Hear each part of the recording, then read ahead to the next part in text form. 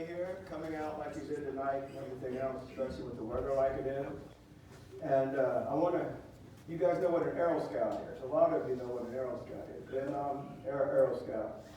Before I get into that, I want to give props to Colonel Hugh Mills. He's spoken here before, and he set the standard for all the Aero Scouts out there. He was so good, the Army gave him his helicopter. I'm still waiting for mine.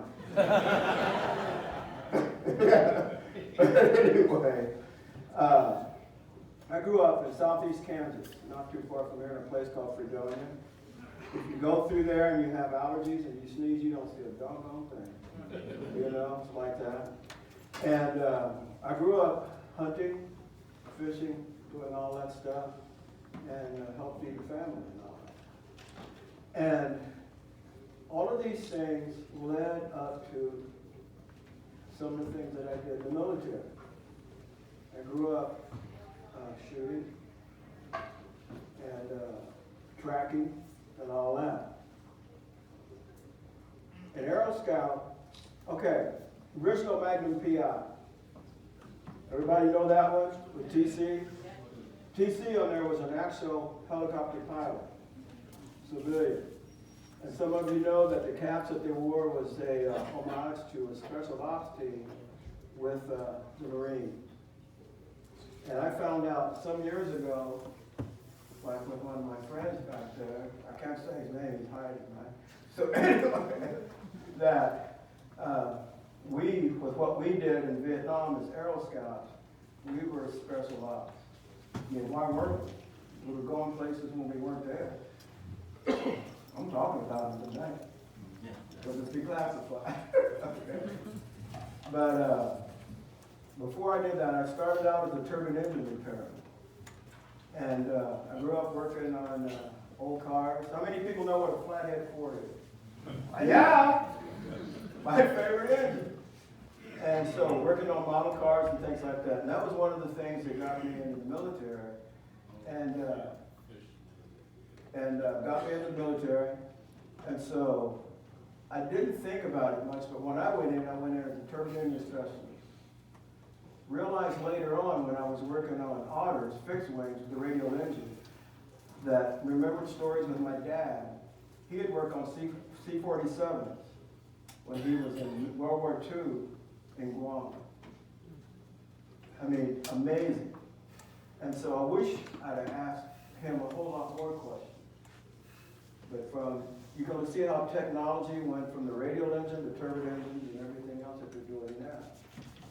And so with that, and then I'm going to be bouncing around, going back to turbine school, those of us that graduated top 50% of the class, it was at that time the Army was needing a whole lot of people in military specialties, whether it's airframe, powertrain, turbines, or whatever.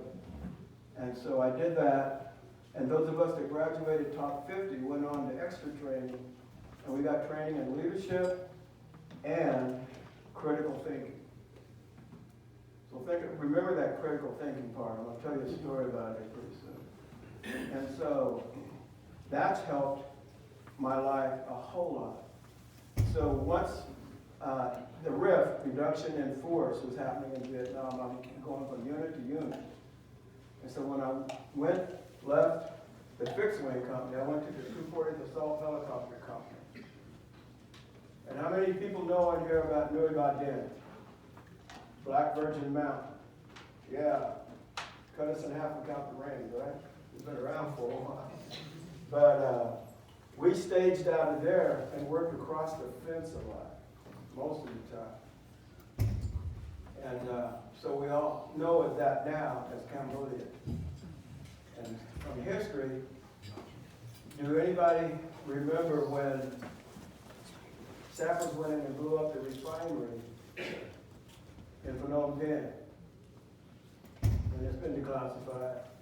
But we went in dark the next day without a net. And one of the things we had to do was black out all the helicopters, pull names off of our flight uniforms and everything else. And so if a couple of people compromised the mission, don't know what happened to them, but maybe they didn't get to go. But we went in dark with no idea.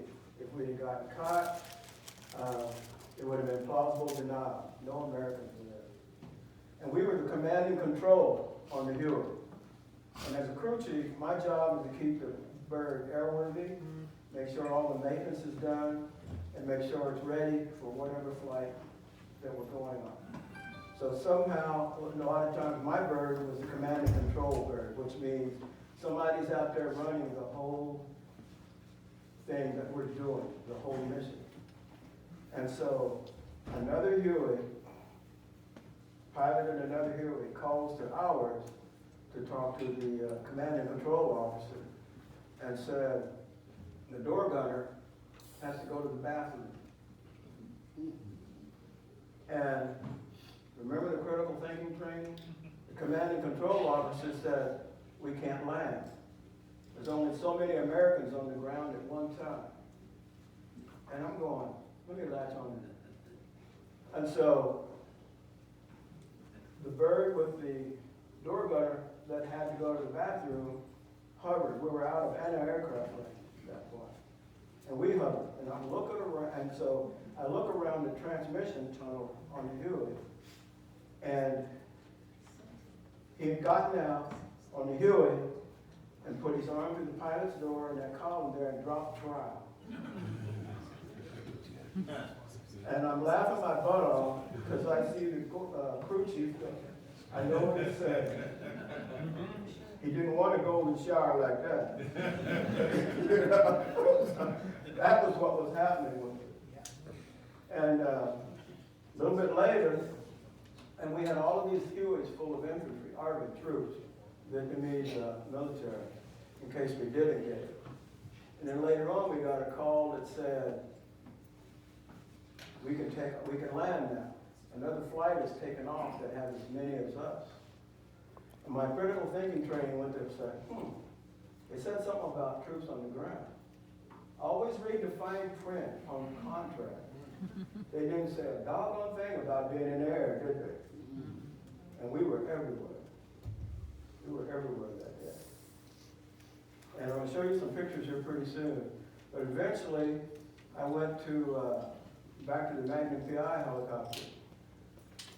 How many people know what kind of bird that was? 086 little bird, right? And so that's my favorite bird right there. And I was telling somebody the other day, one time we were on all of these different missions across the fence. And one time I was in training. I was in front left seat on a Huey, on a 100 killer team. You got a Huey overhead, military intelligence and our CIA in there, and you have a medic on board. And they're out of anti-aircraft range. They're spotting. Cobra gunship, the Snake, is lower, higher altitude. Okay? We would fly NOE, nap of the earth. And I'm sitting in the back on the floor on a ceramic chicken plate facing out. I've got a survival knife, a 38, and a shoulder holster, a beefed up M60, and all kind of hand grenades and all this stuff right there. An assault rifle. So you can imagine what kind of stuff we got into. And we did what the Cavalry Scouts did, but we did it from an aerial platform, hence Aero Scout, A-E-R-O. I see some people nodding their heads, and I see somebody from Post 149, though there's a lot of things out there too. But anyway, so our job was to expose the enemy. And so we would fly low enough to expose them, have them fire at us, and hope we could go home. I tell people now, when I wake up in the morning, I look in the mirror, I recognize that, I grab these and shake them, don't fall off, and I just laugh. Because like a lot of y'all out here, it's good to be home, isn't it? Yeah. See? But I remember front left seat, we were flying over an NBA base camp. And it was maybe twice as high as this. 2 Americans in cages. We were so low. If we'd have dropped a little bit lower, the NBA officer running in front of us, we could have thumped him in the head. I mean, he was running to get his weapon because we came in so low that they didn't know where we were. Amazing. And so that was a tough one because it was slated next day, maybe that night, for them to do bomb runs and wipe out that whole encampment. Somewhat sobering, isn't it? Yeah. And another time when I was crewing Huey's, we were, and actually a whole bunch of times on it, all coming back, and this is good. Crewing Huey's, there was a unit. I had gone to it's still in training for the 086. And I had been in the 240 Assault Helicopter Company. And what was interesting was, it was people from that unit. The helicopter had been shot down. And what happened is there was ashes in the shape of a Huey gun. And me being a former turbine guy, I knew that lump was the engine. And they had been surrounded with a whole bunch of Viet Cong coming after them. So we had 3 hunter-killer teams out there, you know, the Huey, the Snake, and the Little Bird searching. So 3 teams, and let's say this podium is a grid, and we were in the AO, area of operations. So we were all searching an area.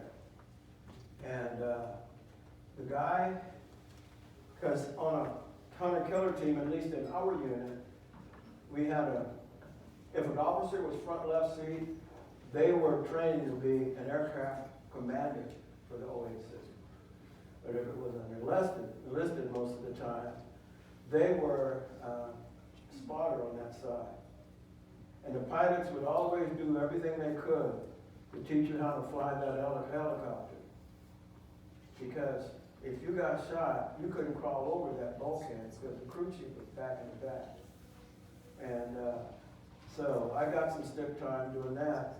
But as we're going along, I'm watching.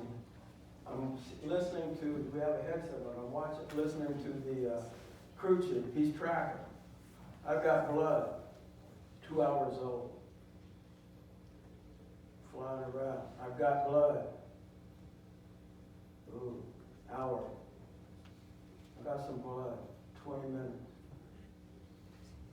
And what happened is, thunderheads are coming in. 20-minute fuel lights getting ready to come on. Anybody know, I don't know about fixed wing, but when you have 20-minute fuel light comes on, very heated. And so the flight commander said, we have to get out of here. And so we had to go back up top. We're flying along, and somebody from another bird breaks silence and says, I will buy you a so-and-so helicopter. We're going to go back and get those people. And you could hear a cheer. So we go back down, everybody searching their area. And the crew chief in our unit, Bravo 317 Stokey Scouts, Hunter Killer Teams, was, the crew chief was called the Torque. And he said, I got some blood. It's dry. I got some blood, 10 minutes. There they are. And so Huey comes down and extracts. We don't have the payload because we're overloaded almost anyway, and they got them out of it. And as they're going through, it was pretty interesting because as we're going through, you can see those thunderheads coming in and squeezing the helicopter. Never give up, right? just plain okay. It's all good. But all of this stuff helped me in my career. I spent 39 years in broadcast TV. Anybody in here ever see Kansas City Crossroads? Yeah? Some of you know about it. I shot the first Crossroads. There were like 3 or 4 of us that did that. And we all got Emmys out of it for what we did. And it was anytime you have your heart into something, they're regional Emmys. Anytime you have something, whatever it is, with your heart in it, you're going to make it work, aren't you? Yeah. Yeah. So, all of that training helped me see things that most people didn't see. I did 11 years TV news. And I remember one time somebody ran off the road on a street, ran into a house. And everybody was driving, it was at night. And everybody's driving past the house. And one of the guys from the station came out there. Also, he said, "How did you find that?" Somebody laughed. Yeah. You know how, you track it. If somebody's driving a car over the yard, you're going to see where it's yeah. Something to look at. Another time, there was some place in Vietnam, I think, called the Razorback. And it looked to me where we were just a bunch of mud and stuff. And we had all these Hueys. I was doing one there. We had all these Hueys out there looking around for something. And we got bored. So we started flying in formation, like the Blue Angels or whatever, doing all this stuff. And I'd never seen one before, but there was a rainbow that was a complete circle. And we flew through that. There's some good memories in it. Yeah. It's, life's amazing. Another thing I did for 21 years, because I couldn't save all the lives in Vietnam, I became a certified motorcycle rider coach. Because giving back to your community is an extraordinary thing. We all know that. I mean, look at Paul, look at the guys, ladies over here, look at everybody else.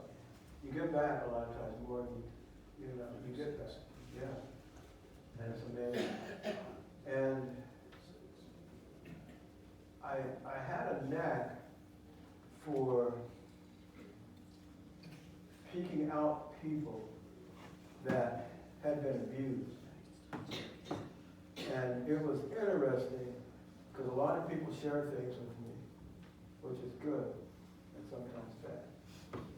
And so the interesting thing is there's a lot of help that I was able to do not only in the motorcycle industry, saving lives, but save some lives for men and women that had been beat up and some other things that had happened out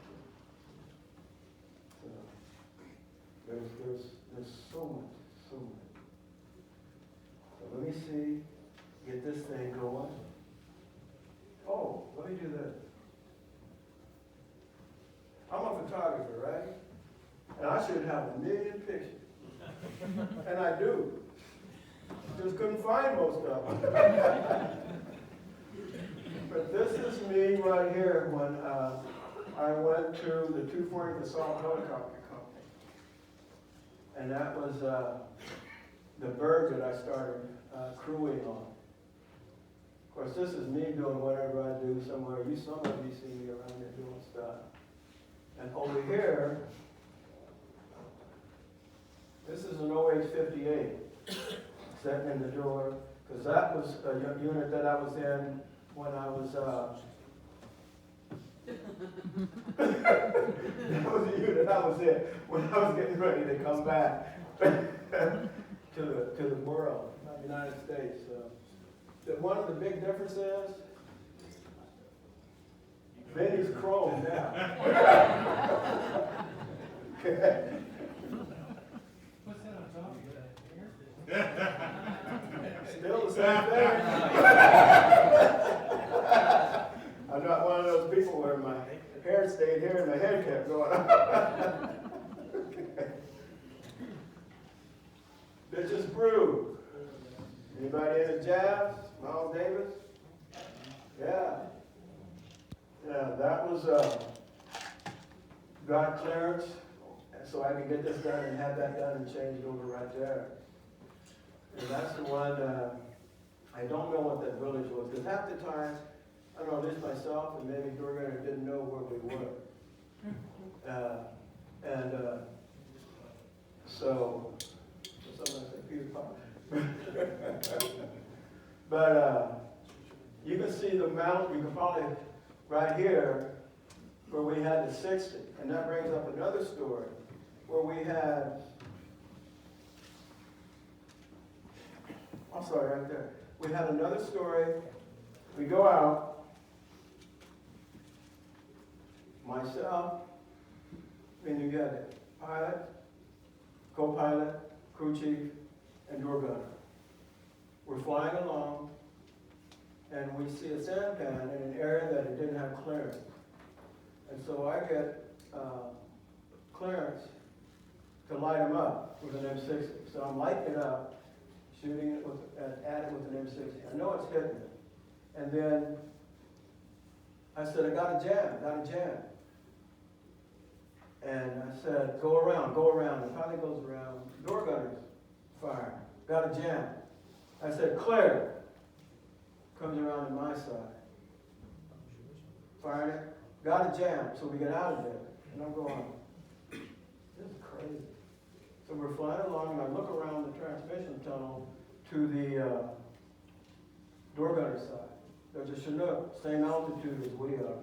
So I keep the mic, and I said, we got to hit a hook at 3 o'clock. Go down. Well, the pilot had it under control. So we checked each other. We were a team, which is way cool right there. And then we get the 20-minute fuel lights on, because where I sat as a crew chief on the Huey, on the back left side, I could see where the pilot, the aircraft commander was, and the orange light on the dash. And it was on, and we're flying to refuel. We're moving along, and we get a call to medevac some Arvins that had been, one of them had been wounded in an ambulance. So we go in on my side, and I have an M60 that won't work. And so with body language, and you know, you heard the term young and dumb. We go in on my side, and with body language, I uncradle the M60, and I'm sitting there doing like this. And they get him on, he's bleeding. We take him to the hospital, medevac hospital. Luckily, we found out it was a mechanical device, booby trap. And so we refuel, we go back. I'm putting my bird to bed. Door gunner's cleaning his weapons. And I walked back to the barracks. My room's here. Flight schedule's here. And we're standing there, and I said, I know what you did today. And he looks at me.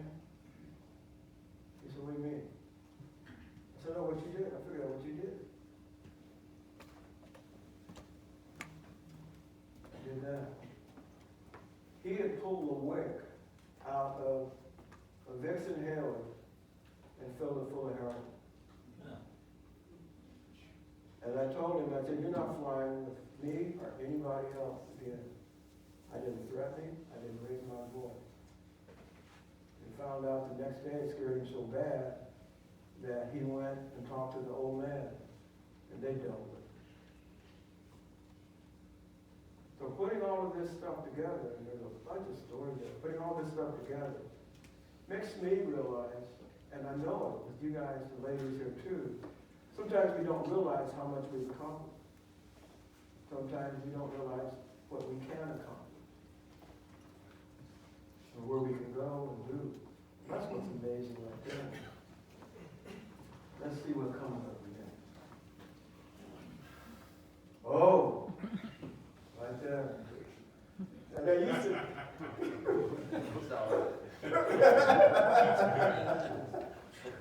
And they, there we go. They used to tease me.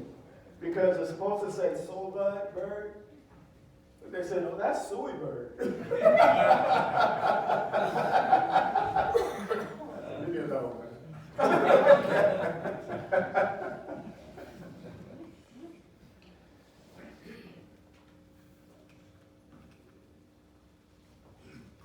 When I got out of, like I told you, turbine school, basic and advanced. Advanced, since it was accelerated, like I said, training in leadership and critical thinking and more turbine theory, is in a few, probably less than a year, we came out spec 5, all of us within critical assignments with it. Later on, converted to hard strike.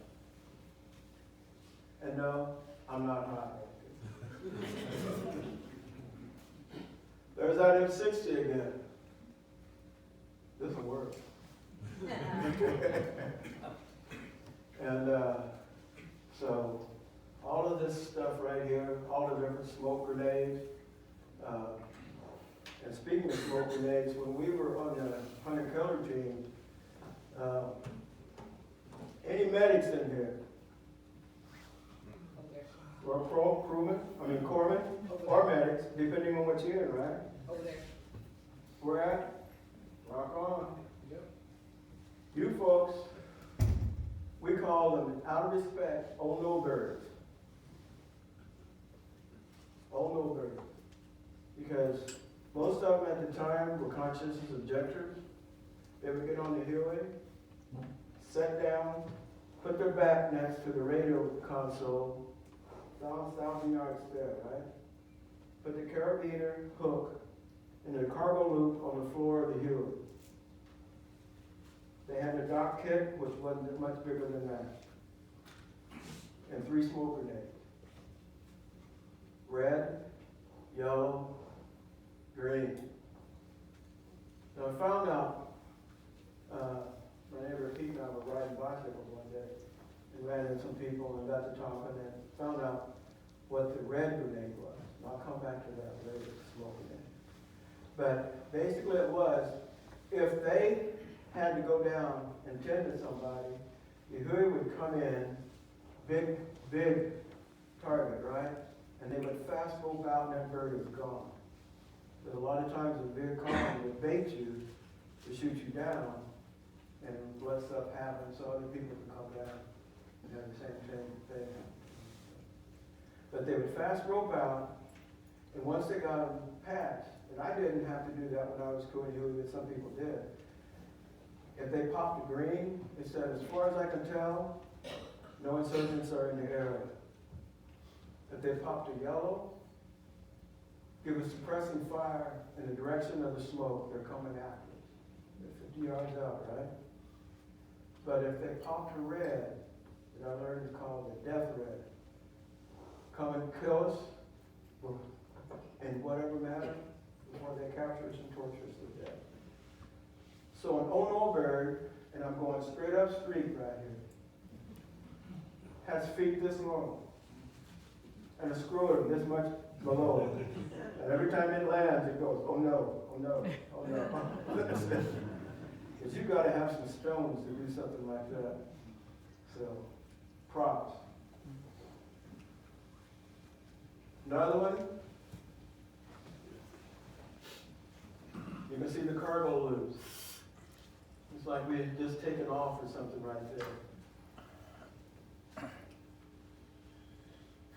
Once again, a lot of these places I don't remember. And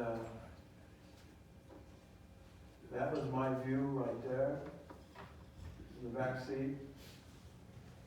I know I have some from another film box, but we were working across the fence from Black Virgin Mountain, Louis Baudin, and one of the helicopters, one of the Hueys, had the skids shot basically off of it. And the drive shaft for the tail rotor was like a 51 cal or something they'd gone through it. But I know I have pictures of it where he landed, and the pilot came in and hovered while everybody got off. And then gently set that bird down, as it collapsed on those stairs that were shut. So they got into some serious heat right there. Some of the pilots were Sully Bird.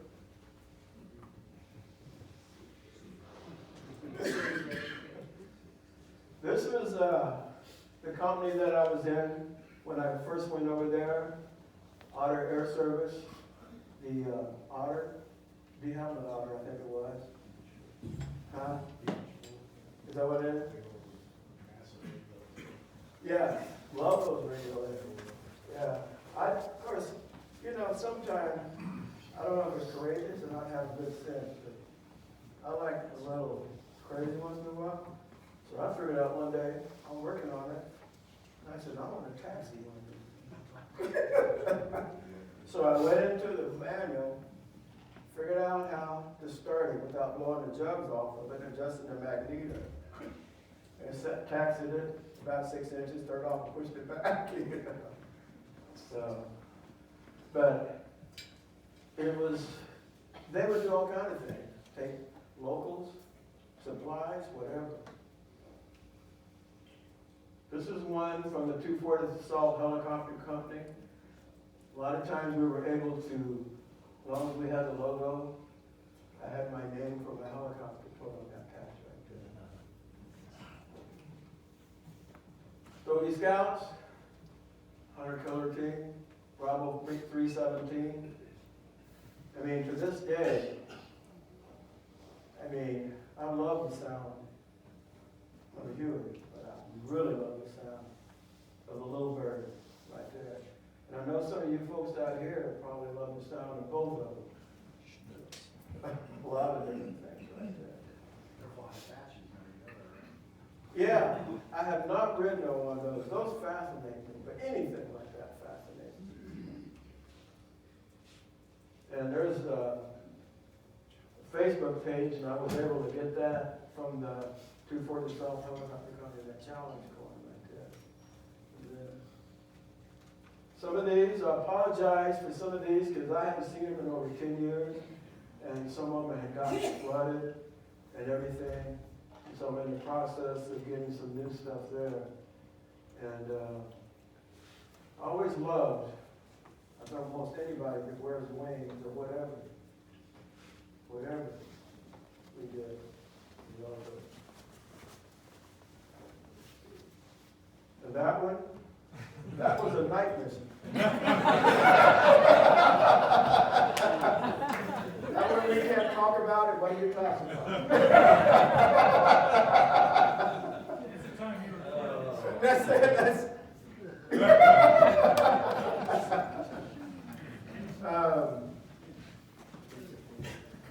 say what?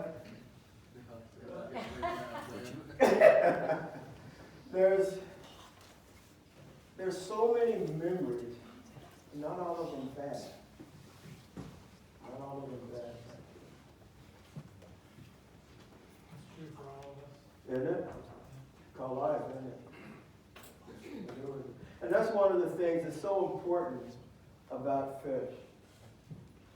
Is it's a place to come and talk to, a place that people understand you.